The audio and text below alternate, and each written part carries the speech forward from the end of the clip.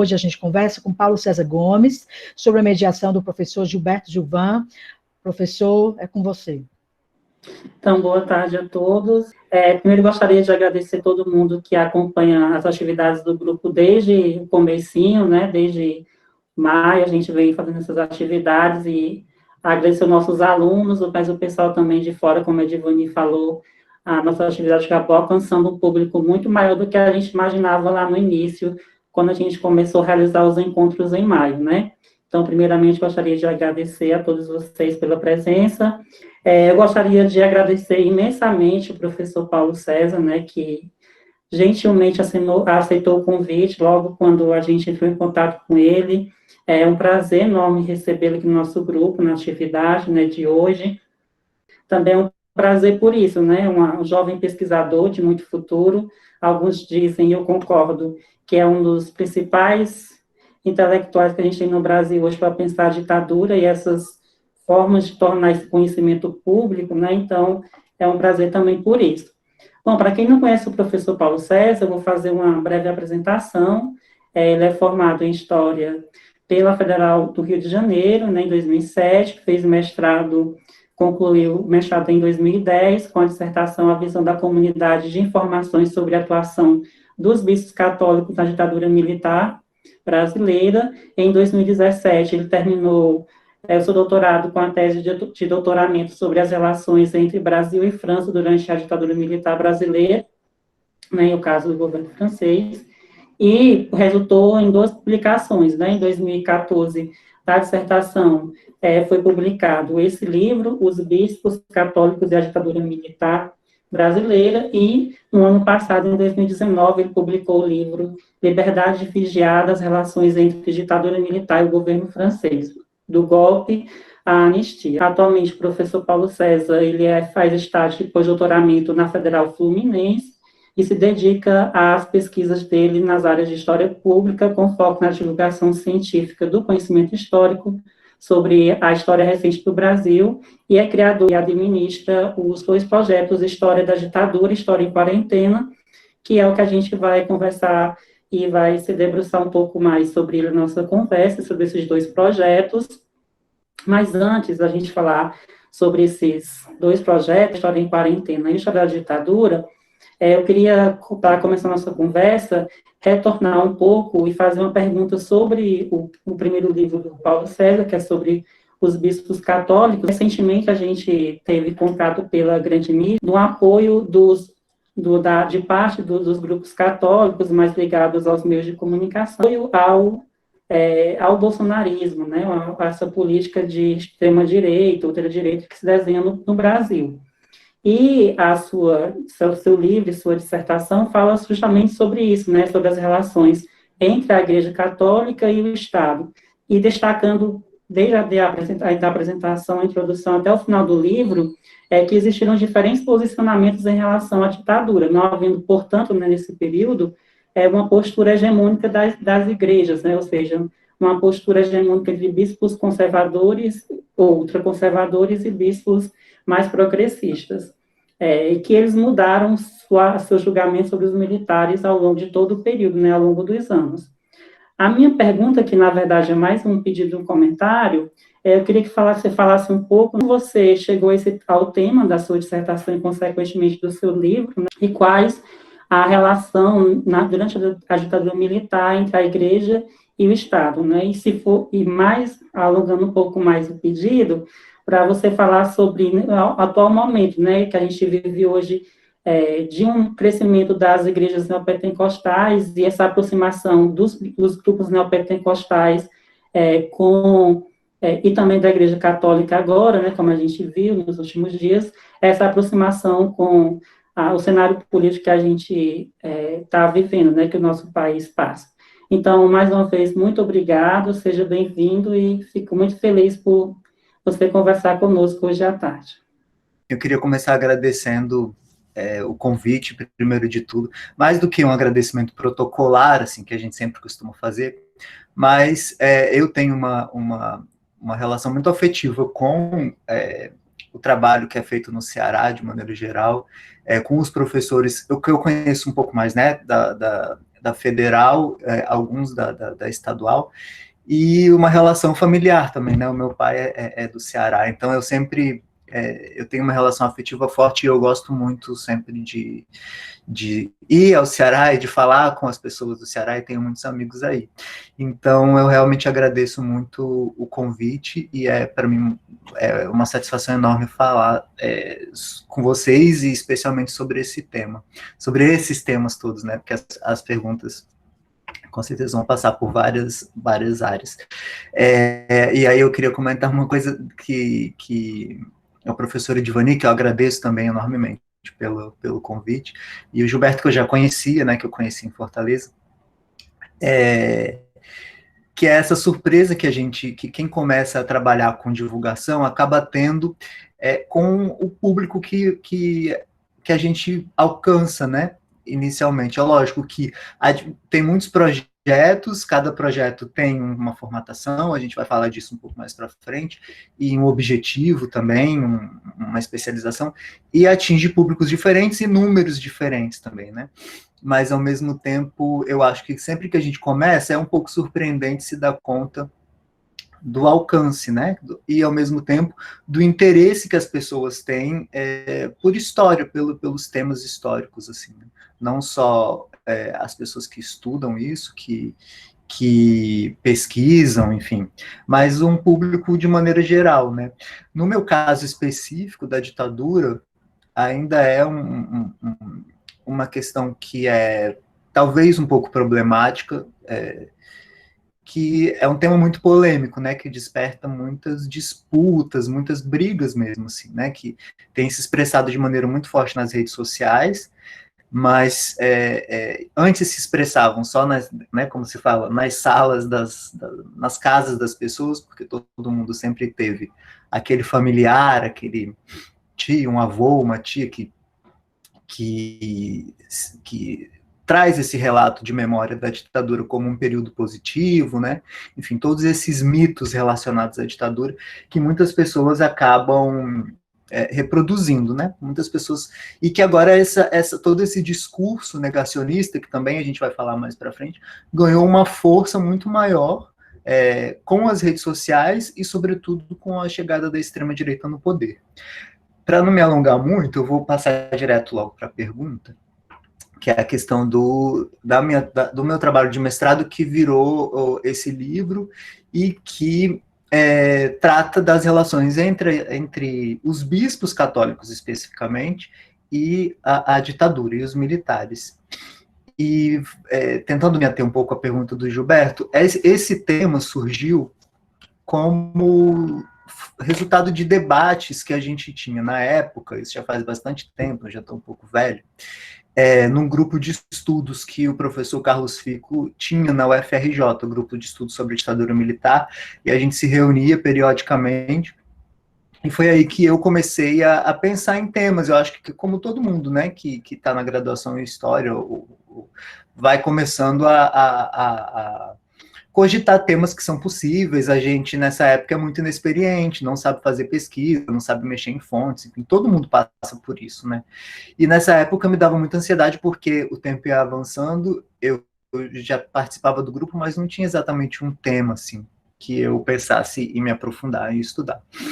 E foi mais ou menos a época em que o Arquivo Nacional começou a disponibilizar muitos acervos, né, do período da ditadura. Então, dentro desse número enorme de documentos que foi disponibilizado, que vinha já sendo disponibilizado, mas com o tempo foi aumentando, tinha esse acervo que era da Divisão de Segurança e Informações do Ministério da Justiça, que foi um ministério central na ditadura, né, já que a nossa ditadura militar teve essa especificidade de sempre buscar legitimar os seus atos, mesmo que legais, mesmo que de exceção, com dispositivos legais, né, com leis. Então, a gente vê que mesmo os atos mais arbitrários, eles foram codificados, como é o caso do emblemático AI-5, que hoje voltou à tona no debate público com tanta força, né, e de uma maneira muito ruim, inclusive, dentro dessa onda negacionista. E então, nessa busca no acervo do Ministério da Justiça, que era um órgão de espionagem que ficava dentro do Ministério da Justiça, eu comecei a ver que grupos estavam ali, né, que grupos chamaram a atenção da espionagem, e acabei chegando nesse tema dos religiosos, né, que se criou uma memória no Brasil, sobretudo uma memória de esquerda, de que os bispos católicos, né, representados pela CNBB, exerceram um papel muito importante de oposição ao golpe militar e à ditadura de maneira geral. E essa é uma memória que estava, de certa forma, consolidada. E quando eu comecei a me debruçar sobre esse tema, eu comecei a ver que, sim, uma parte dos bispos teve um papel muito importante, mas que esse quadro era muito mais complexo do que isso, né? E aí a gente pensa não só em termos individuais desses bispos que ficaram famosos, como é o caso de Dom Helder Câmara, de Dom Aloísio Lorscheider, Dom Paulo Evaristo Arnes, e tantos outros, mas também de bispos que apoiaram não só o golpe, mas a ditadura de maneira geral.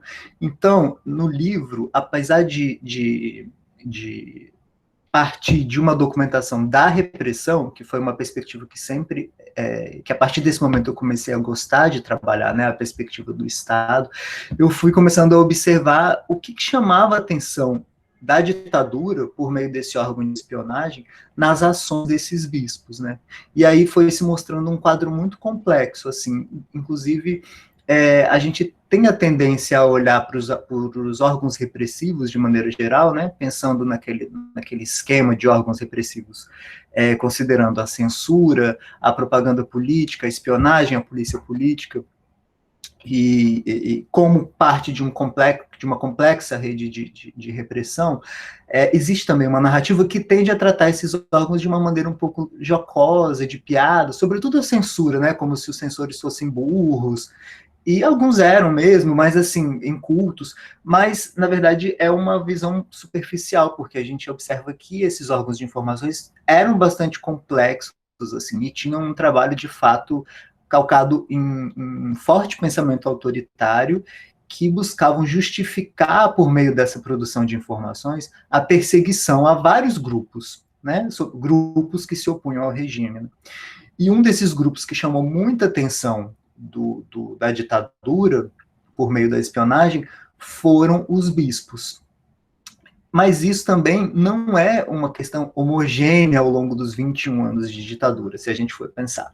Porque no golpe em si, no golpe de 64, a CNBB escreveu uma carta assinada pelos bispos brasileiros. Se a gente vai estudar isso mais a fundo, a gente vê que essa carta não foi consensual, houve uma certa disputa, mas o fato é que a carta que foi publicada, ela foi de apoio ao golpe, né? Assim como várias outras entidades da sociedade civil, como a ABI, a Associação Brasileira de Imprensa, a Ordem dos Advogados do Brasil, que no momento do golpe em si, apoiaram essa ruptura democrática. E também, como é muito comum, várias dessas associações da sociedade civil, incluindo a CNBB, foram se modificando ao longo do tempo, e a CNBB acabou se tornando uma das vozes mais importantes de oposição à ditadura. A gente não pode esquecer, por exemplo, de que Dom Paulo Evaristo Arnes, que depois se tornou uma grande voz de luta pelos direitos humanos, né? Ele foi uma pessoa importantíssima na Arquidiocese de São Paulo. Ele foi um bispo que, por exemplo, abençoou a chegada das tropas. Nessa época ele morava em Petrópolis, e ele veio de Petrópolis até Três Rios, que é um município aqui do estado do Rio, para abençoar a chegada das tropas do Mourão, né, o homônimo do nosso digníssimo vice-presidente, que não tem parentesco, inclusive, mas para abençoar as tropas do Mourão Filho ao Rio de Janeiro. E depois, a partir dos anos 70, ele vira uma das grandes vozes dos direitos humanos, já como cardeal. Então, a gente quando se aprofunda, começa a observar que é uma estrutura muito complexa a igreja, que embora esses bispos se expressassem por meio da CNBB, muitos tinham posicionamentos divergentes. E aí, se a gente vai pensar, por exemplo, no outro lado, né, que é a questão do apoio, a gente pode citar como exemplo o Dom Geraldo Sigô, que era de Diamantina, se não me engano, isso, de Diamantina, Minas Gerais, e o Dom Castro Maia, que era de Campos dos Goytacazes, aqui no Rio, que foram bispos que se notabilizaram por não só apoiar o golpe e a ditadura ao longo de todo o tempo, mas no caso do Dom Geraldo Sigô, ele oferecia palestras para os militares, nas entidades militares, para ensinar como identificar religiosos chamados comunistas, né? Essa categoria ampla e que significa muitas coisas e ao mesmo tempo nada, e que vem sendo reapropriada agora no momento atual de maneira bastante bizarra, mas que tem provocado realmente uma comoção popular, e a categoria comunista voltou, né, depois do fim da Guerra Fria, já no século XXI, a funcionar como uma categoria depreciativa. E aí, para não ficar me alongando muito, para não falar muito, né, mania de professor, de falar demais, com relação ao momento atual e essa força que os movimentos neopentecostais tem, não só na sociedade, né, na relação com diversas camadas sociais, sobretudo as camadas sociais mais baixas, assim, né, mais humildes, e também na própria política, né, porque essas muitas vertentes dos neopentecostais, dos evangélicos,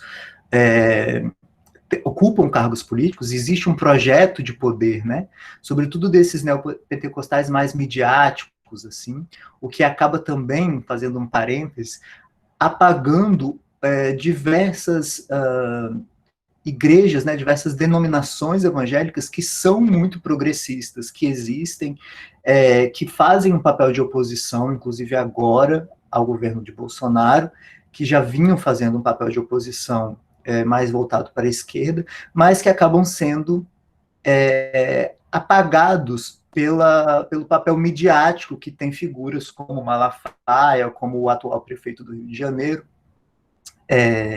e tantos outros. Mas é sempre bom lembrar porque existe um mito em torno da questão dos evangélicos, né, de que os evangélicos são sempre conservadores, são sempre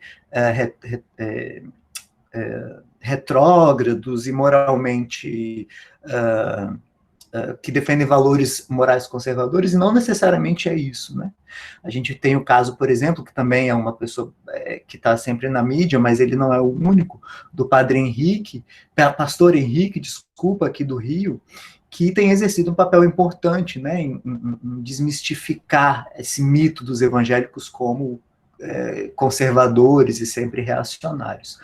Mas essa força que esses grupos, né, sobretudo os neopentecostais, sempre engasgo essa palavra, existem agora, ele vem sendo construído há muitos anos, né? É lógico que agora tem uma força, sobretudo até mesmo pelo governo que a gente tem no momento, mas esse projeto de poder ele vem sendo construído há muitos anos.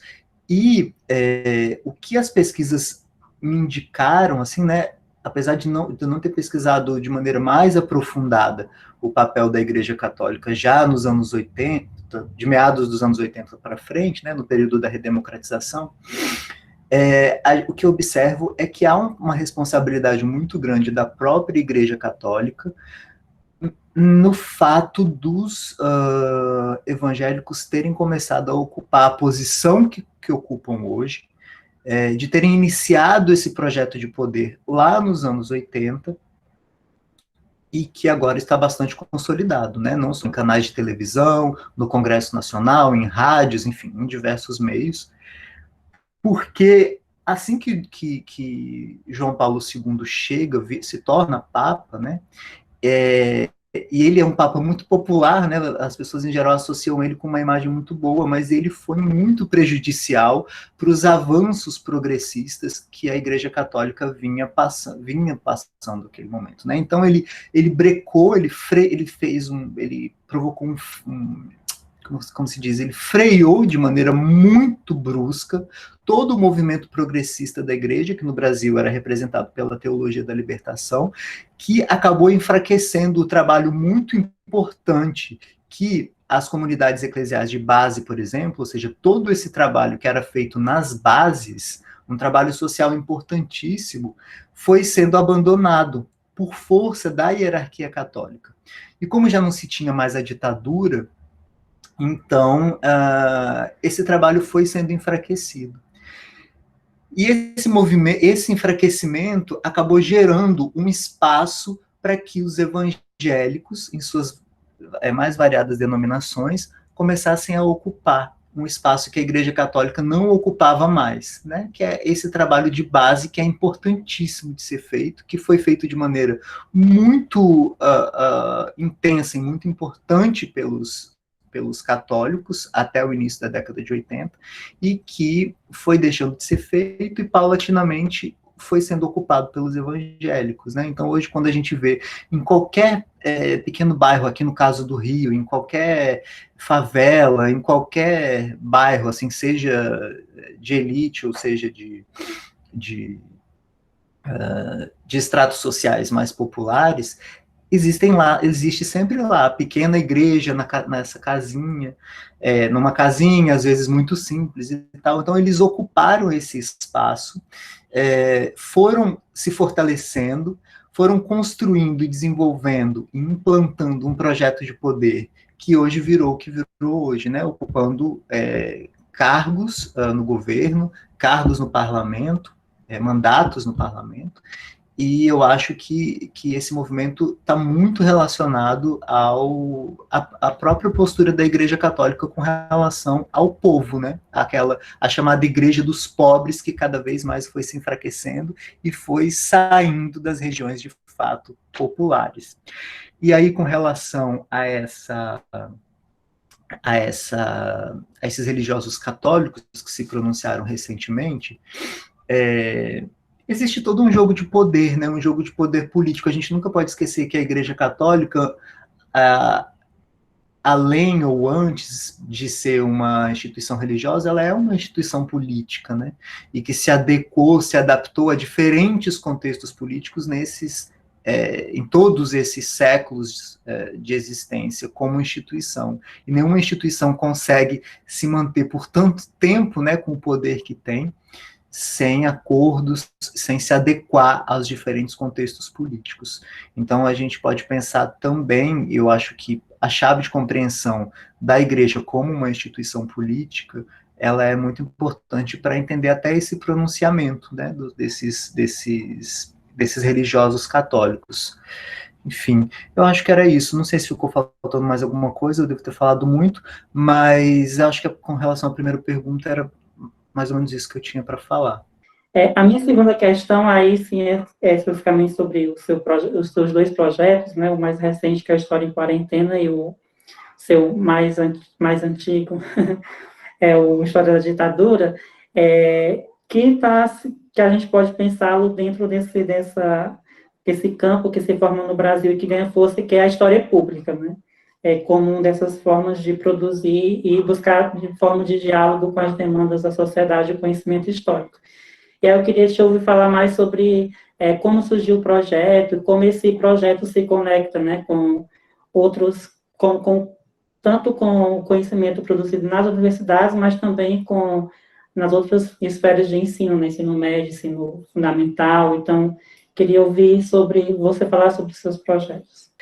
Então, o História da Ditadura, que foi o primeiro projeto que eu criei, assim, e que, como acontece com quase todas as pessoas que iniciam projetos de divulgação, ele sempre, é muito comum, na verdade, não posso dizer sempre, mas é muito comum que as pessoas primeiro iniciem na prática, ou seja, tenham uma ideia e comecem a fazer alguma coisa, seja um site, um blog, um perfil de Instagram, o que seja, né, qualquer uma dessas ferramentas digitais.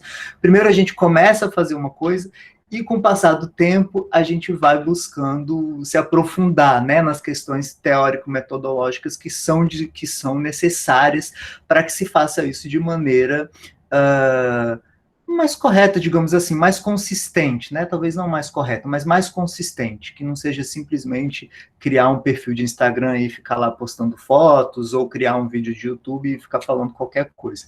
Mas de criar realmente uma metodologia de trabalho, um objetivo de trabalho, né? Pensar que público a gente quer alcançar, que tipo de conteúdo a gente quer produzir, qual é o tipo de relação que a gente quer ter com a universidade, com as escolas. Então é sempre muito complexo, né? Então, não fugindo dessa regra, quando eu comecei a pensar a história da ditadura lá em 2015, né, que eu comecei a elaborar o projeto, eu comecei a conversar com pessoas que na época não eram muitas, hoje já são já tem muito mais gente, né?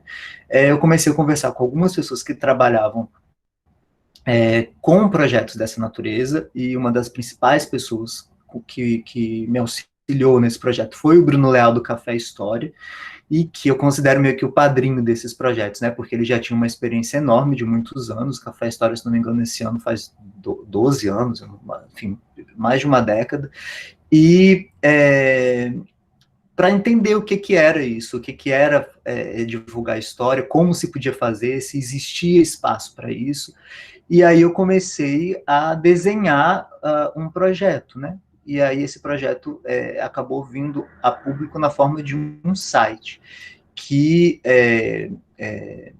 no início eu não sabia nada, né? Eu não sabia estratégias de divulgação, não sabia qual era a melhor forma. Eu sempre fui uma pessoa muito tímida para falar, então isso para mim era um problema.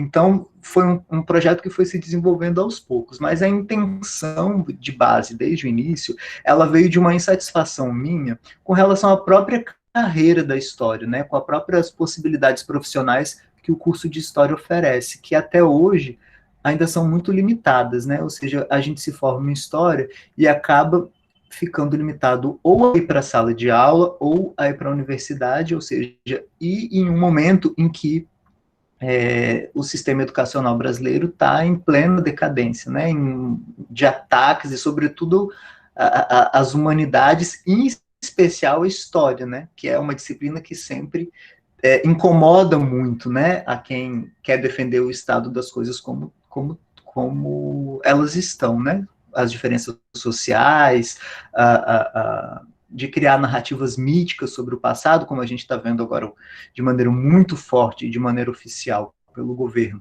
com relação à ditadura, ou seja, distorcer o passado ditatorial brasileiro, nisso que a gente vem chamando, a gente não, outras pessoas vêm chamando com muito mais propriedade do que eu, né, pessoas que estudam isso a fundo, de usos políticos do passado. É óbvio que todas essas releituras negacionistas do passado que vêm sendo feitas, elas têm um propósito político, né, nisso que se chama os usos políticos do passado. E claro que se essas pessoas estão distorcendo o passado, elas têm um objetivo muito claro de legitimar projetos autoritários no presente, né? Enfim. Depois a gente fala um pouquinho mais sobre o negacionismo. Agora, e aí esse projeto surgiu assim, e a ideia, desde o início, vindo dessa minha insatisfação e com a necessidade de fazer uma coisa que não não fosse apenas o que a gente faz tradicionalmente, porque é muito frustrante a gente se debruçar sobre monografias, dissertações e teses que consomem, todo mundo que estuda história, que segue esses passos, né, mais tradicionais da academia, sente em algum momento essa frustração do esforço enorme que a gente emprega para realizar esses trabalhos. Todo mundo que já fez isso sabe. Se alguém fez uma dissertação, ou uma tese, ou mesmo uma monografia, e disse que foi tudo bem, que foi tudo tranquilo, que não surtou em momento algum, essa pessoa tem alguma coisa errada, porque é impossível alguém passar por um processo de dissertação ou de tese, sobretudo porque são trabalhos mais pesados, bem e feliz e, enfim, porque são trabalhos muito penosos que demandam muito tempo, demandam abrir mão de muitas coisas da nossa vida, não só de diversão, mas de convívio com família e tudo isso. E a frustração, ela vem justamente de que o resultado de todo esse esforço, ele acaba tendo uma circulação muito pequena.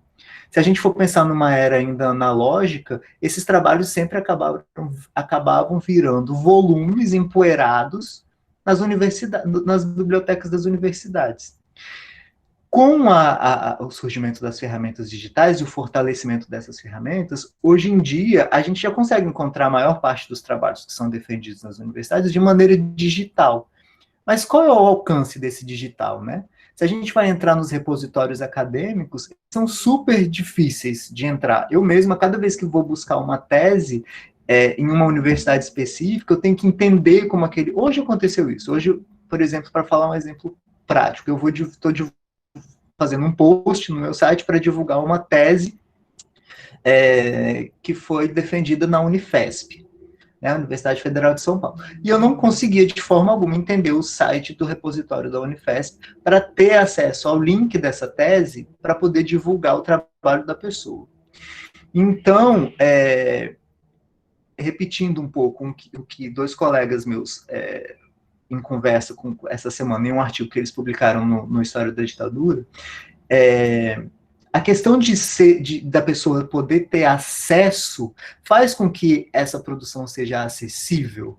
Porque quem é que vai, uma pessoa comum, que não é pesquisadora, vai até um site específico de uma universidade X atrás de uma tese, sabe? Então, o se tornar possível de ser acessado não necessariamente se torna acessível, né? Acessível no sentido de que a universidade esteja cumprindo o seu papel social, a sua função social, que deveria ser uma das nossas principais preocupações, porque, afinal de contas, pelo menos ainda, a maior parte do conhecimento, se não a totalidade do conhecimento produzido pela historiografia, ela vem de instituições públicas, né? Então, no mínimo, deveria ser a nossa preocupação fundamental devolver esse conhecimento de alguma forma para o público. E como a gente devolve em teses que são escritas de maneira super acadêmica, em uma linguagem hermética, muitas vezes chata, né? Porque quem lê nossas teses são chatas. Então, como a gente quer atingir um público mais amplo, em um país como o nosso, em que o nível de educação é tão problemático, tão desigual, com uma tese que, pelo seu próprio formato, pela sua própria forma de escrita, é enfadonha, né? Então, quando eu criei a História da Ditadura, foi com essa intenção de tentar fazer com que esse conteúdo ele chegasse a outras pessoas em uma linguagem mais acessível, em ferramentas mais acessíveis, porque não necessariamente quem tem interesse, usando um exemplo, é um pouco ridículo fazer isso, mas usando um exemplo meu, assim, não necessariamente quem tem interesse no papel da Igreja Católica na ditadura vai lá atrás da minha dissertação que está no repositório da UFRJ, sabe? A pessoa, às vezes, tem interesse sobre isso, mas ela quer ler só um texto curto que informe ela, para que ela fique a par do assunto, ou quer ver um pequeno vídeo, ou quer mesmo ver uma foto com um pequeno texto explicativo, sabe? Então, eu acho que a importância de trabalhos de divulgação é realmente se aproximar do público, porque o interesse existe, mas falta ainda, embora esse cenário tenha mudado bastante, faltou da academia uma preocupação em chegar a esse público, né? Querendo ou não, a academia ainda vive dentro de muros muito difíceis de serem ultrapassados. Então, o objetivo da História da Ditadura foi esse. Dentro dessa chave da história pública, que aí já é uma outra questão, da divulgação do conhecimento, porque a história pública é uma categoria que tem múltiplos significados, múltiplas formas de fazer. Eu tenho, inclusive, muitas críticas com várias formas de como a história pública é feita, E o que eu tenho tentado fazer, e aí junto com um grupo, né? Isso não sai tudo, não sai da minha cabeça, não. Isso é fruto de discussão também, né? Com outras pessoas que estão seguindo projetos nesse sentido. É trabalhar cada vez mais no sentido da divulgação do conhecimento, sabe? Para reafirmar que não é qualquer pessoa que pode fazer história, que tem legitimidade para fazer história. Qualquer pessoa pode fazer história? Pode, né? Ninguém vai censurar uma pessoa que quer fazer a história da sua família ou do seu grupo social, não é isso.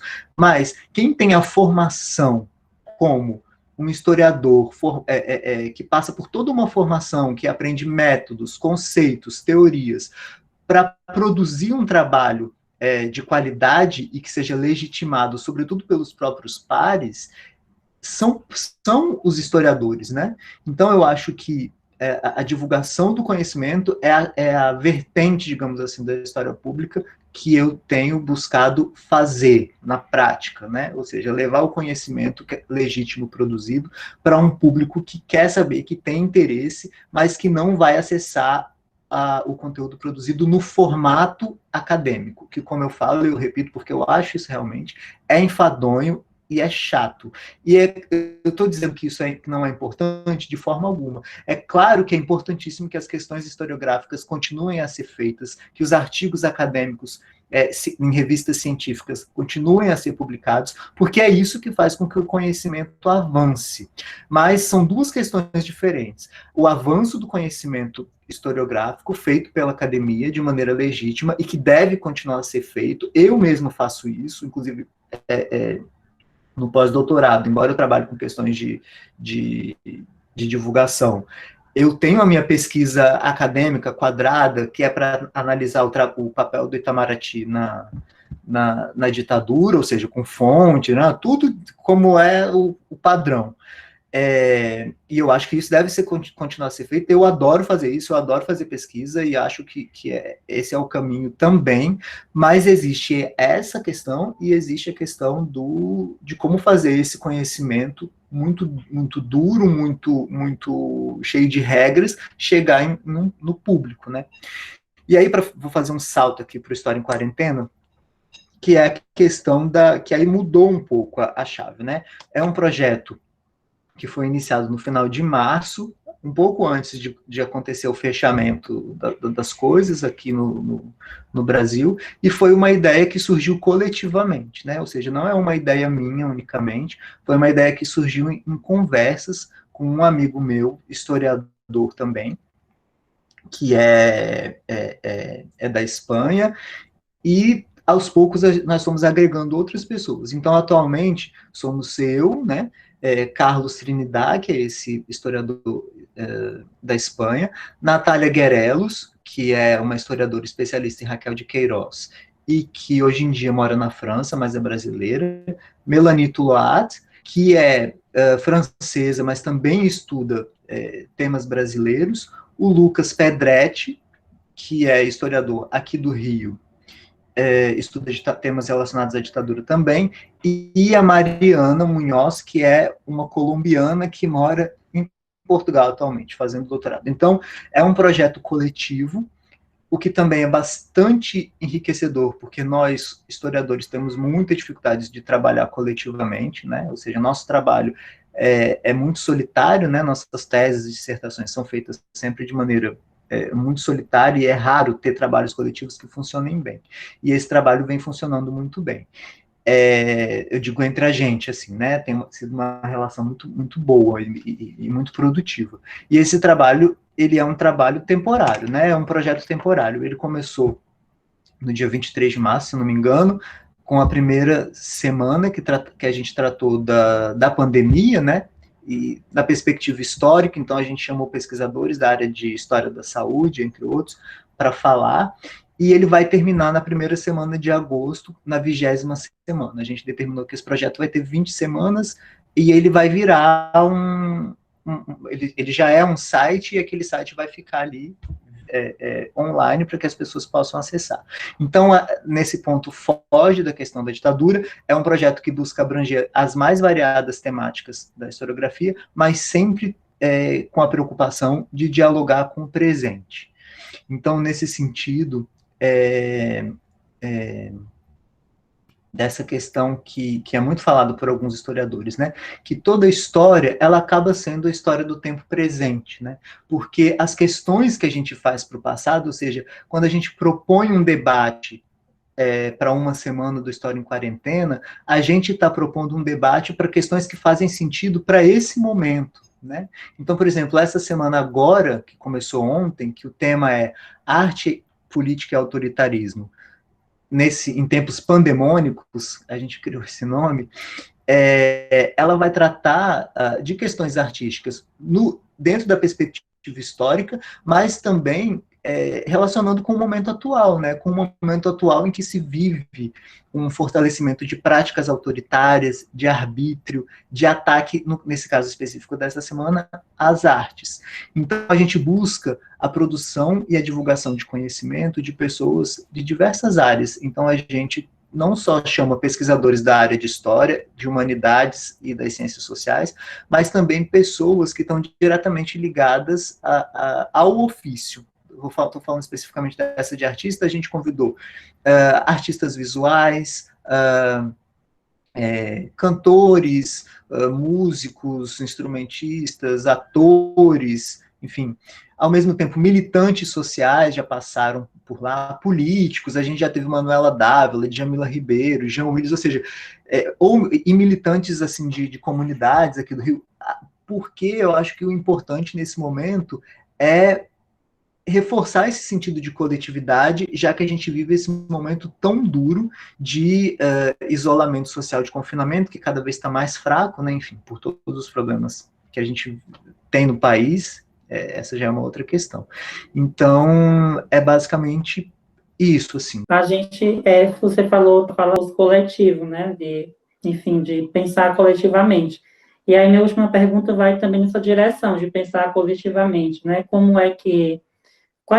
a importância ou qual o lugar dos historiadores, né, no debate público hoje, nesse momento, e também de divulgação do conhecimento histórico, nesse momento que a gente está passando aí por diversas formas de revisionismo e negacionismo, o revisionismo e o negacionismo da pior forma possível, né, assim, de coisas que a gente julga absurdas e que cada vez mais são acreditadas como verdade.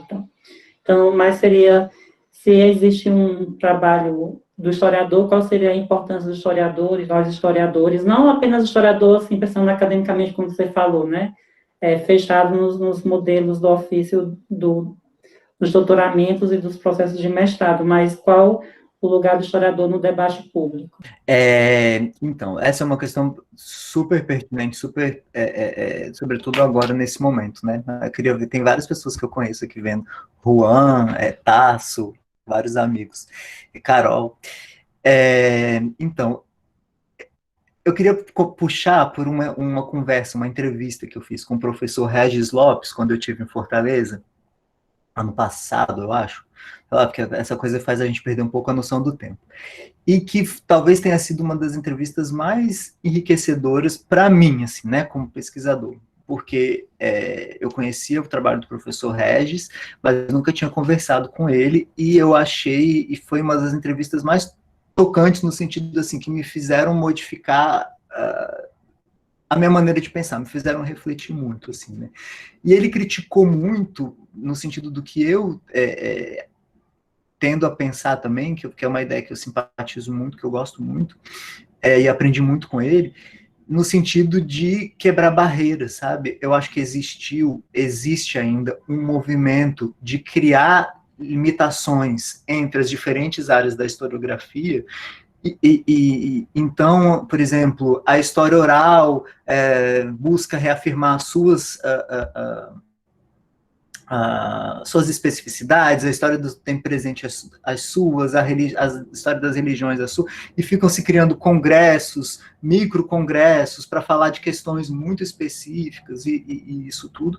E isso é lógico que cada área da história, né, do campo historiográfico, vai ter suas especificidades, como cada tipo de fonte histórica vai ter as suas especificidades. Se eu trabalho com fontes orais, é óbvio que eu vou ter que pensar nas questões da subjetividade, da experiência do indivíduo ou do grupo que viveu aquele determinado aquela determinada questão que eu estou analisando. Se eu, no meu caso, por exemplo, que trabalhei durante muito tempo com documentos da espionagem, é claro que eu não posso ver aquele documento como uma representação da verdade, eu tenho que pensar que aquele documento foi produzido com o intuito de perseguir uma pessoa e não de relatar a verdade do que aquela pessoa estava fazendo, ou seja, no caso de um documento produzido para perseguir Dom Helder, que por várias vezes tentaram cortar o passaporte, bloquear o passaporte dele para que ele não saísse mais do Brasil, pelas campanhas que ele fazia, criticando a tortura no exterior.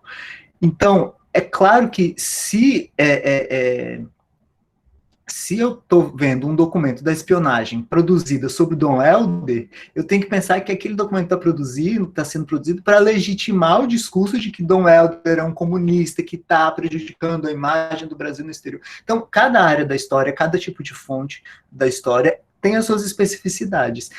E que isso acaba impedindo um diálogo maior das diferentes áreas, que é muito mais enriquecedor. E não só das diferentes áreas da história, mas das diferentes áreas do conhecimento mesmo, sabe? A história tem muito a aprender com a literatura de ficção, com a geografia, sabe? Eu acho que é um momento muito mais de unir as produções do conhecimento do que criar barreiras que acabam empobrecendo o debate, né? E acabam, em determinada medida, impedindo que a gente possa discutir e ter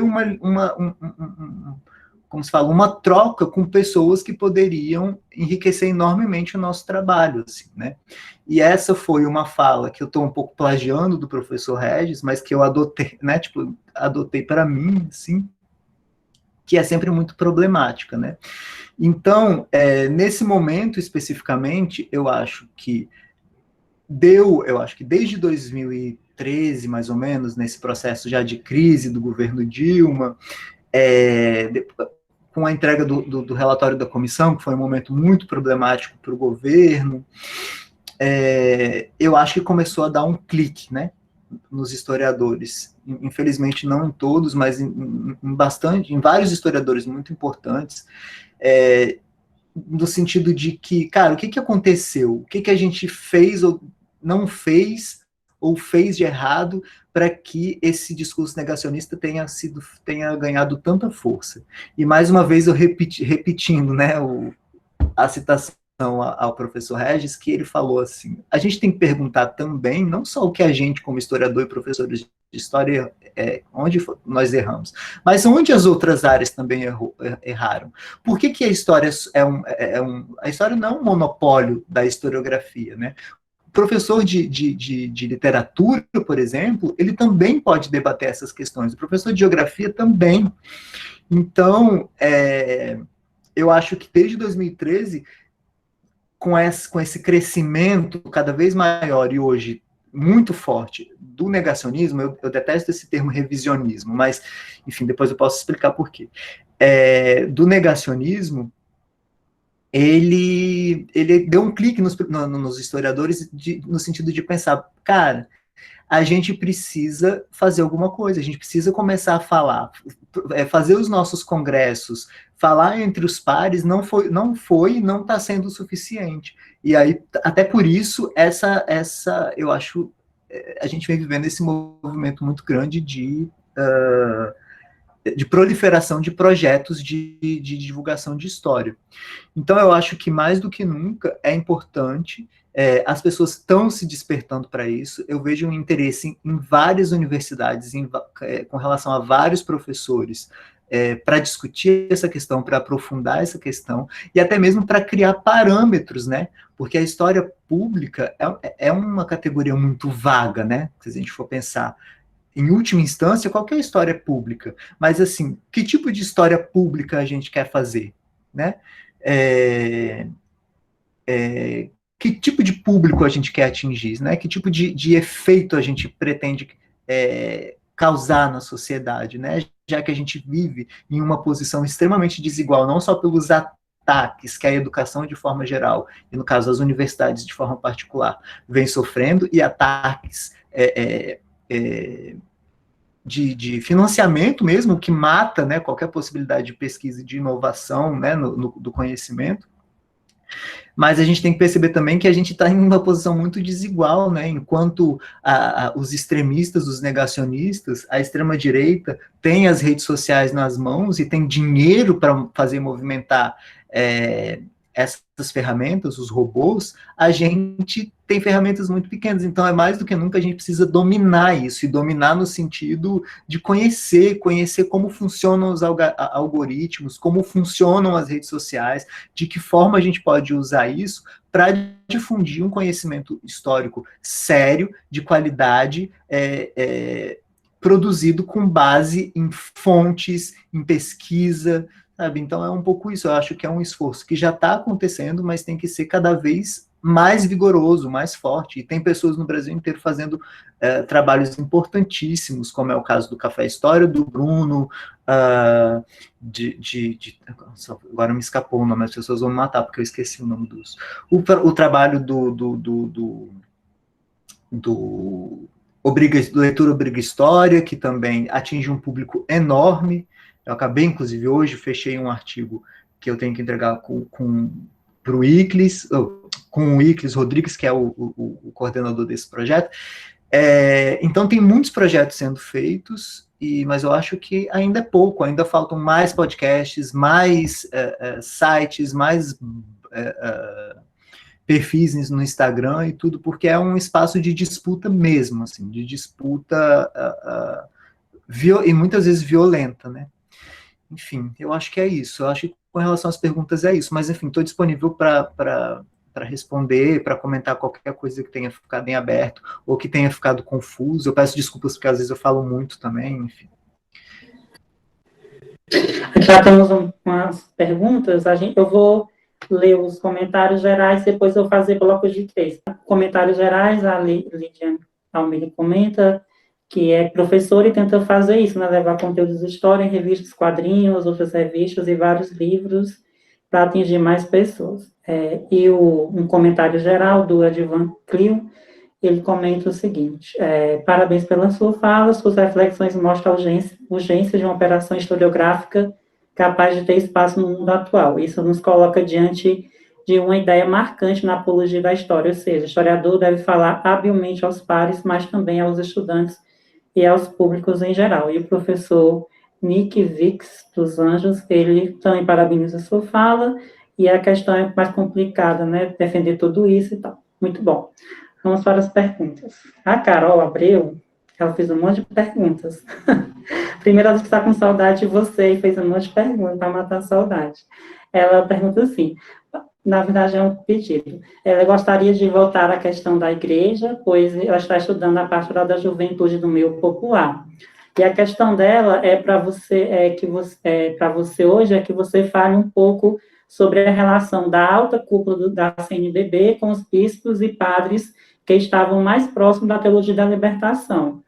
E como você, e é uma pergunta mais assim sobre os seus projetos, como você lida com os haters no site História da Ditadura e nas suas contas pessoais, né? Porque as pessoas também devem te procurar seus perfis pessoais. E vou juntar com a pergunta do Tasso, que vai no mesmo sentido. Ele pergunta se você já foi ameaçado ou importunado pela direita raivosa na internet. E manda abraços. A segunda pergunta é a do Juscelio Regis. Ele diz o seguinte: boa tarde, Paulo César. Parabéns pela sua explicação bastante esclarecedora. Minha pergunta é sobre o livro Liberdade Vigiada. Como se desenrolou as relações diplomáticas entre Brasil e França durante a ditadura? Como os exilados na França eram tratados pelo governo francês? E, para fechar o bloco, o Gabriel Valença pede para você comentar um pouco sobre a relação da Igreja Católica com as ligas camponesas.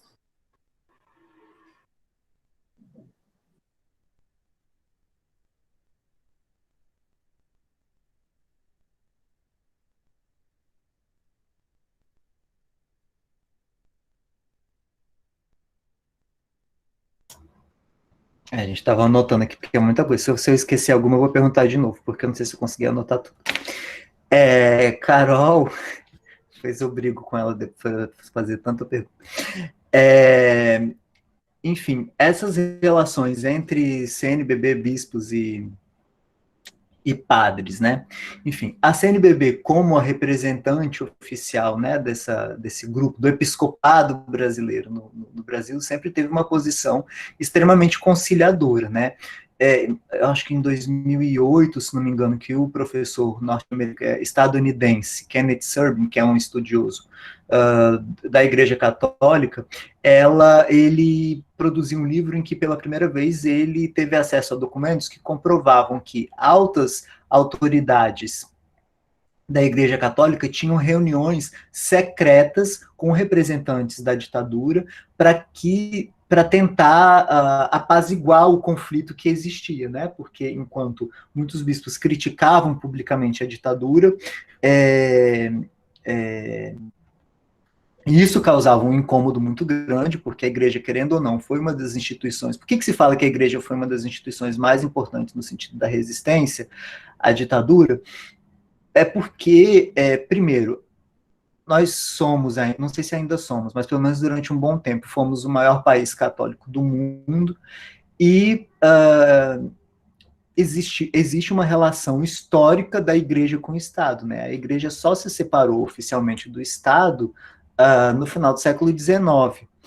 E ainda que tenha se separado oficialmente como instituição, as ligações entre igreja e o poder governamental sempre foram relações sempre muito próximas, né? Então, havia uma preocupação muito forte por parte do regime que essas relações se rompessem. Então, nesse sentido, por parte da hierarquia, por mais que houvesse críticas vindas de alguns bispos, né, que ganharam muita relevância pública, como alguns desses que eu já citei, havia uma posição da CNBB que foi descoberta pelo Kenneth Serbin por meio desses documentos, de tentar conciliar, de tentar evitar um rompimento de fato. E eles tiveram sucesso nessa empreitada, né, dessa que foi a chamada comissão bipartite. Nunca houve um rompimento de fato, houve muito conflito, mas nunca houve um rompimento porque justamente se buscou sempre a conciliação. Já os padres é uma questão à parte, assim, tem alguns estudos sobre isso, mas os padres, ao contrário dos bispos, né, que ocupam essa posição como é que fala, hierarquicamente da alta hierarquia católica, os padres, e por conta disso também, né, não houve nenhum caso de bispo que tenha sido preso ou torturado oficialmente. Eu não estou falando do caso do Dom Adriano Hipólito, porque Dom Adriano Hipólito foi perseguido, torturado por grupos paramilitares, né, pelo menos oficialmente não foram órgãos do Estado, é o que se sabe. Mas com essa exceção, bispos nunca foram presos, né? Já os padres não, os padres sofreram muito mais diretamente o arbítrio da repressão, né? A gente tem casos casos de padres assassinados, torturados, padres estrangeiros expulsos do Brasil. Então, essa relação ela não é igual. Os padres, de maneira geral, foram atingidos de maneira muito mais violenta do que os membros da hierarquia católica, da mais alta hierarquia católica. Com relação aos haters, e aí juntando já com a pergunta do Tasso, meu amigo pernambucano, o que acontece? O meu projeto, ele é muito pouco personalizado, né? Ou seja, nas entrevistas, isso é uma opção minha, sabe? Eu não estou julgando quem faz projetos mais pessoais, assim, né? De colocar a própria imagem. É uma opção minha. Eu não gosto de aparecer nesse sentido. Eu gosto de discutir, de debater, de ir em eventos, de falar sobre essas questões, mas eu não gosto de ter a minha cara associada, eu associada ao projeto. Então, por exemplo, nas entrevistas que eu faço, eu nunca apareço, é sempre só a pessoa, as perguntas aparecem em banners, e dificilmente eu posto fotos minhas ou da minha vida pessoal, quer dizer, nas redes dos projetos, né, não nas minhas, porque aí é a minha vida e que se dane o resto. Mas, então as páginas dos projetos, sobretudo a história da ditadura, como eu disse, por ser um tema muito polêmico, e alvo de disputas de memória, tem muito ataque no sentido de muito xingamento, muito, o que é comum, né? O que acontece com todo mundo. Então, tem muito. A minha atitude no começo era tentar deixar as pessoas se expressarem, né? Não sei o quê. A minha atitude agora, ela é um pouco mais autoritária. Eu bloqueio as pessoas. Desde que, se for um questionamento, alguém que está querendo efetivamente dialogar ou se posicionar de uma maneira respeitosa, mesmo que seja discordando, ok. Mas se é uma pessoa que eu sei que nem mesmo teve acesso ao conteúdo, mas fez um comentário agressivo simplesmente pelo título que está ali, então, por exemplo, quando eu fiz uma entrevista com a viúva de Paulo Freire, e só pelo fato de ser Paulo Freire, as pessoas atacavam e xingavam, e de tudo que vocês podem imaginar, aí eu comecei a bloquear, porque eu vi que é um diálogo que não é possível, assim, é essa coisa assim, com fascista não há diálogo, assim, não é verdade? E é mais ou menos isso, assim, são pessoas que eu não vou poder contribuir em nada para eles, e eles também não vão contribuir comigo em nada. Então eu comecei a adotar essa posição do bloqueio. Agora, com relação a ser ameaçado diretamente, isso nunca aconteceu. Eu acho que justamente porque ninguém associa, a não ser pessoas que me conhecem ou que são da área da história, ninguém associa a história da ditadura a mim, assim, né? Isso é uma coisa que eu busco mesmo, assim, por um pouco de timidez e por opção mesmo. Então, eu nunca sofri ataque pessoal, assim, sabe? Então, eu tenho um filho pequeno também, eu tenho esses cuidados, assim, né? E de não querer associar muito a minha imagem ao trabalho, assim. Então, isso eu acho que talvez até por conta disso, eu nunca tenha sofrido nenhum ataque direto, assim, à minha pessoa. Vez ou outra aparece algum comentário assim, mas nada muito agressivo. A do Juscelio, amigo aí também de Fortaleza, do Liberdade Vigiada. Então, vou fazer um resumão, assim. Liberdade Vigiada, que foi a minha dissertação a minha tese de doutorado, ele teve dois objetivos principais, assim, para ser mais resumido. Um foi desconstruir a ideia de que a França é esse país que, principalmente nós como brasileiros, né, o Brasil tem um aspecto francófilo muito forte, né, tipo a França, o grande país das liberdades democráticas, né, dos direitos humanos. Então foi, a partir do momento que eu tive acesso às fontes, eu comecei a perceber de como isso é também uma construção de memória, né? Porque os exilados que estavam na França foram monitorados, não só pelo governo brasileiro, através dos órgãos do Itamaraty que estavam no exterior, mas pelo próprio governo francês, ou seja, esses exilados eram aceitos, eram recebidos, isso a gente não tem a menor dúvida de que foi uma possibilidade que essas pessoas encontraram de poder viver com mais liberdade e uma forma de escapar de perseguições políticas que vinham sofrendo no Brasil. Eu falo isso com relação à França. E a minha escolha com relação à França foi uma escolha muito mais por questão de representatividade numérica, já que a França já que Paris foi a capital europeia que recebeu o maior número de exilados brasileiros. A capital do mundo foi o Uruguai, mas a europeia foi Paris. Montevidéu, desculpa, mas a capital europeia foi Paris. Então, ao mesmo tempo que eles eram recebidos, eles não... Essa liberdade que eles viviam não era uma liberdade plena, era uma liberdade vigiada, era uma liberdade controlada e resultado de negociações, né? De negociações, porque parte da sociedade francesa de esquerda saiu em defesa dessas pessoas e também a imprensa francesa, mesmo a imprensa de direita, como é o caso do jornal Figaro, eles se posicionaram contra não só o regime, ao golpe, mas ao regime de maneira geral, né? O que nunca aconteceu em momento algum com relação ao governo francês. O governo francês, em nenhum momento durante a ditadura, se posicionou criticamente ao que é, ao arbítrio, às torturas, todo esse arsenal, assim, né, de autoritarismo que parou na ditadura. Ou seja, nunca se posicionou. De modo geral, a minha conclusão é: a França foi e ainda é até hoje uma das grandes produtoras de armamentos militares no mundo. E nesse momento havia um interesse muito grande de vender armamentos para o Brasil. E ficou muito famoso, por exemplo, o caso da compra dos caças supersônicos chamados Mirage, que foram comprados pelo Brasil, se não me engano, em 72, eles chegaram aqui em 73, tanto que na comemoração do 7 de setembro, né, que tem o tradicional desfile, né, militar, esses caças foram exibidos, né, como uma grande conquista brasileira, que foi a compra desses caças franceses pelo Brasil. Então havia interesses econômicos muito fortes da França com relação ao Brasil, sobretudo nessa questão da venda de armamentos.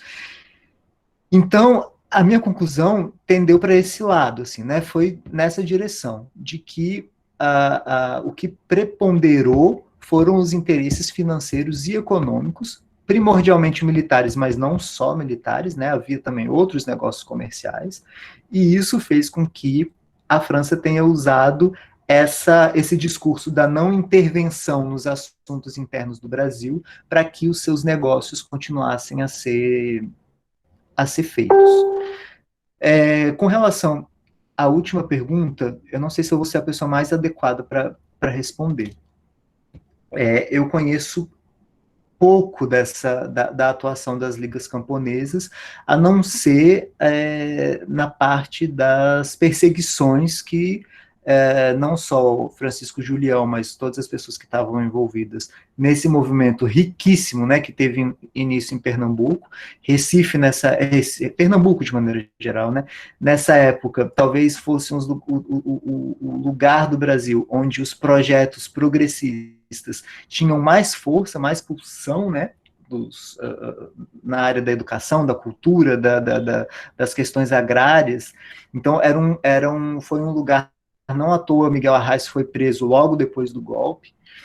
Então, e ao mesmo tempo, curiosamente, havia uma avaliação estrangeira por parte da diplomacia francesa muito específica com relação a Arraes, porque enquanto eles implicavam muito com o Goulart, porque achavam que o Goulart era um populista de esquerda, eles realmente achavam, a França realmente achava que o Goulart poderia dar um golpe de esquerda, achavam o governo dele muito atrapalhado, muito desorganizado. Brizola sempre acharam muito autoritário, muito coronelão, assim, tudo, mas Arraes não. Eu encontrei várias avaliações sobre Arraes elogiando a maneira como ele vinha conseguindo romper estruturas arraigadas na cultura pernambucana, que hoje em dia há muitos filmes sobre isso, né? Os filmes de Kleber Mendonça falam muito sobre essas questões, de como ele vinha conseguindo aos poucos romper essas estruturas de maneira democrática, né? Desenvolvendo programas de educação de base, de cultura popular, do salário mínimo para os produtores rurais e tudo isso. Agora, eu não teria competência assim, para falar mais especificamente da relação da Igreja Católica com as ligas camponesas. A gente tem um último bloco com 2 perguntas. A pergunta do Francisco Mateus, ele faz um comentário e depois pergunta. Ele diz o seguinte: olá, boa tarde. Professor Paulo, sou católico, durante muito tempo não gostava muito dos bispos progressistas, mas, graças a Deus, hoje já não penso como antes e admiro muito o trabalho do que eles realizaram e alguns continuam até hoje nas diversas dioceses do Brasil e do mundo. Minha pergunta é a seguinte: você acredita que teve muitas mudanças na CNBB desde a sua fundação, com todo o ativismo de Dom Helder Câmara, ou continua funcionando com o mesmo papel de quando foi fundada? E a Carol, para encerrar, retorna mais uma pergunta. Se você, na documentação, tanto da dissertação quanto da tese, consigo identificar pessoas ligadas à ação católica brasileira como informantes para os órgãos de espionagem, ou se você identificou uma atividade pró-regime da ação católica brasileira. Essas são as perguntas. Beleza. Carol tá querendo me arrasar hoje. Então, Francisco Mateus. Sim, a CNBB, que foi fundada, eu sou um historiador péssimo com datas, se não me engano, em 1952. E na época que foi fundada, ela, como se diz, se criou um modelo dentro da CNBB em que os dois cargos principais da CNBB é sempre o presidente e o secretário-geral, né?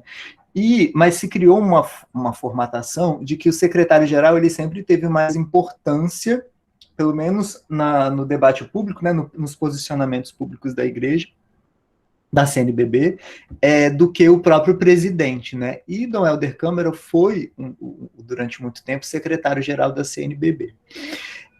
E, de fato, o período de Dom Helder Câmara como secretário-geral foi um período riquíssimo, né? Foi o período em que foi criado o Banco da Providência, o período em que foi criada a Cruzada de São Sebastião, que é um conjunto habitacional que existe até hoje aqui no Rio, apesar de muitas disputas, porque fica no centro do Leblon, ou seja, o bairro mais elitizado do Rio de Janeiro. Existe um conjunto habitacional popular que Dom Helder criou para poder abrigar as pessoas que tinham sido despejadas quando houve o desmonte da favela que ficava na Lagoa Rodrigo de Freitas, do Morro, Jesus, esqueci o nome da favela, mas não era Morro, não, a favela ficava perto da Lagoa, mas eu esqueci, desculpa, o nome da favela. Mas, enfim, essas pessoas ficaram desabrigadas e Dom Helder fez um trabalho para construir esse conjunto habitacional no meio do bairro do Leblon. Agora você imagina o que isso significa para as elites brasileiras, né, que querem se distanciar dos pobres. E ele sofreu muitas ameaças por conta disso, ameaças que ele relata em alguns livros que tem publicado sobre ele. Com a saída de Dom Helder, que foi mandado para Pernambuco, e foi uma saída estratégica, ou seja, para tirar ele do centro de cena, ele foi para Pernambuco, se não me engano, também em 64, uma saída política, obviamente. A CNBB passou a ser uma estratégia mais... passou a adotar um posicionamento mais conservador. Não à toa, como eu falei bem lá no início, ela publicou um documento assinado por todos os bispos do momento, coletivamente, né? Porque, enfim, era um documento institucional, apoiando o golpe. Agora, ao longo do tempo, essa posição também foi se modificando. Até aproximadamente o AI-5, um pouco depois do AI-5, a igreja continuou se mantendo de maneira muito reservada com relação ao regime. A grande mudança aconteceu quando padres começaram a ser atingidos, né? Então foi quando a igreja começou a se posicionar de maneira mais enfática com relação ao regime, e depois foi expandindo suas ações até ser considerada, que é essa a memória que ficou, né? A igreja dos pobres, a igreja progressista. Que, como eu falei, não é uma categoria válida, mas ela não é homogênea, né? Havia muitos bispos que não se encaixavam nessa categoria. Agora, até esse progressismo ele precisa ser questionado, porque não era um progressismo específico com relação a questões políticas relacionadas, sobretudo, ao arbítrio, à tortura e também às desigualdades sociais. A gente não pode esquecer que é a Igreja Católica. Então, por exemplo, quando começou a surgir o debate sobre a lei do divórcio, que foi aprovada em 1978, a Igreja, como é de se esperar, foi uma das maiores opositoras com relação a essa lei. Então, a gente tem que pensar nesse progressismo dentro dessa lógica, né, de um progressismo com relação às questões sociais, né, da desigualdade social, e a questão do arbítrio, sobretudo a questão da tortura. Agora, Enfim, então, a CNBB, como foi a pergunta do Francisco, ela foi se modificando ao longo do tempo. E com a chegada do Dom Paulo Evaristo Arnes de João Paulo II como Papa, ela começou a se voltar novamente para as questões da liturgia, para as questões da doutrina, né? E foi abandonando, como eu falei, as questões sociais, que foi voltando, né, para ir fechando lá com o que eu falei no início, voltando muito mais para as questões da doutrina e abandonando o trabalho social que vinha sendo feito, sobretudo pelas comunidades eclesiais de base. E por último, a questão da Carol, cara, eu não encontrei nada assim sobre a ação católica brasileira com relação a informantes ou algum apoio explícito, assim, sabe? Não, ao menos não que eu me lembre nesse momento, né? Porque esse livro é de 2014 e eu tenho coisas que podem estar lá e eu não me lembro mais. Mas agora aqui em mente não tenho nada fresco com relação a informação nesse sentido. Bom, para encerrar, a gente se encaminhar para o final, a última pergunta é a do Rafael Freire. Ele pergunta qual a posição da Inglaterra com relação ao regime brasileiro naquele momento. Uma pergunta mais ampla. É a última para a gente ir encerrando para o final.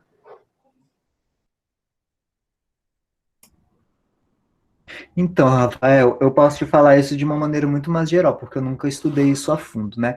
Mas existe o livro do professor João Roberto Martins Filho, que na verdade foi o trabalho, a pesquisa dele foi quem me estimulou a fazer o trabalho sobre a França, porque ele sempre apontou, há muito tempo ele aponta isso, né? Que existia muito trabalho sobre os Estados Unidos, sobre o papel dos Estados Unidos no golpe, na ditadura e tudo isso, mas ninguém estudava o papel das democracias europeias, das democracias da Europa Ocidental, com relação à ditadura. E aí ele estudou o papel da Grã-Bretanha e eu fui estudar o papel da França.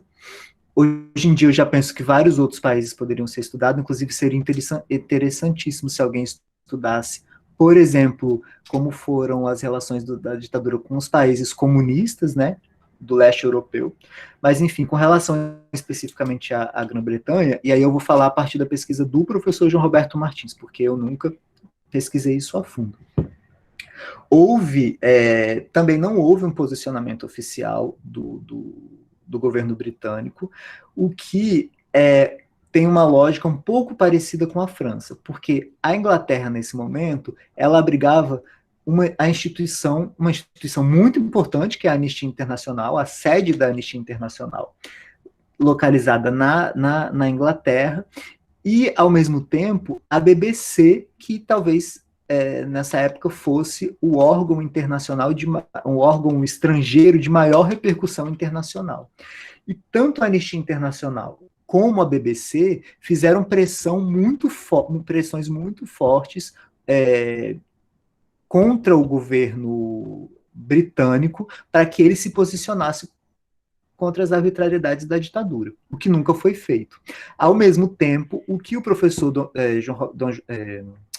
João Roberto Martins descobriu foi que os militares brasileiros não só tinham contato com as forças de segurança britânica, como aprenderam algumas técnicas de tortura com os britânicos. Então, só a título de exemplo, essa famosa técnica de tortura usada pela ditadura, que é a chamada geladeira, não sei se todo mundo conhece, mas é essa forma de manter a pessoa isolada em um lugar escuro, com temperatura fria, em que a pessoa acaba perdendo a noção do tempo, espaço, isso causa confusão mental, tem uma série de consequências.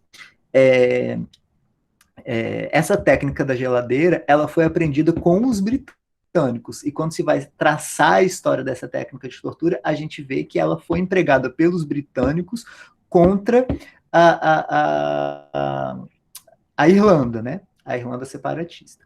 Enfim, eu acho que, de linhas gerais, a questão da Grã-Bretanha é essa. E para aprofundar mesmo, o livro do João Roberto Martins Filho, que se chama Segredo de Estado. A gente se encaminha para o final. Gostaria novamente de agradecer a disponibilidade do Paulo César, a nossa conversa, né, foi muito enriquecedora, muito interessante, muito importante esse momento, e dizer que tomara que a gente em breve tenha novas conversas mais presencialmente, né, sem essa distância e com o sol de Fortaleza do Ceará nos ilumina em nossas luzes das ring lights e da eletricidade. Então, mais uma vez, muito obrigado a todo mundo que participou, né, da nossa atividade hoje à tarde, sempre é um prazer conversar e aprender bastante com esses momentos. Muito obrigado, Paulo, e a todo mundo. Obrigada a todos. Paulo César, foi um prazer imenso encontrá-lo, já tinha feito algumas leituras no seu site, né? Fico feliz de conhecê-lo e saber de outras publicações que você tem, né? Que a gente pode usar, inclusive a partir de agora, ajudar a divulgar também, como também a gente espera de poder, né, divulgar também os nossos trabalhos por meio dos seus projetos, que acho que pode ser uma parceria interessante. Mas muito obrigada, foi muito importante, foi muito interessante ouvi-lo no dia de hoje, tá bom? Gilvan, obrigada também. Boa tarde para todo mundo. Eu queria só falar uma última palavrinha. Eu queria agradecer demais também todo mundo que participou, que esteve aqui. Como eu falei, tem alguns amigos meus, estou vendo aqui a fotinho do Juan, Tasso, Carol, Gilberto mesmo, que eu conheci em Fortaleza, Juscelio, e todos os outros que eu não conheço, que eu espero um dia conhecer. Muito obrigado, foi um prazer enorme e obrigado. Enfim, claro, essa possibilidade de parceria, enfim, fazendo propaganda aqui, quem quiser divulgar os seus trabalhos, é só entrar em contato, assim, tem o e-mail, depois HD de História da Ditadura, @historiadaditadura.com.br. E aí me manda e-mail que a gente divulga, e aí tem várias formas de divulgar, assim, e aí eu explico melhor no e-mail. Então, muito obrigado e está aberto para quem quiser entrar em contato comigo e quiser divulgar os seus trabalhos lá no site, enfim. Muito obrigado, gente. Boa tarde.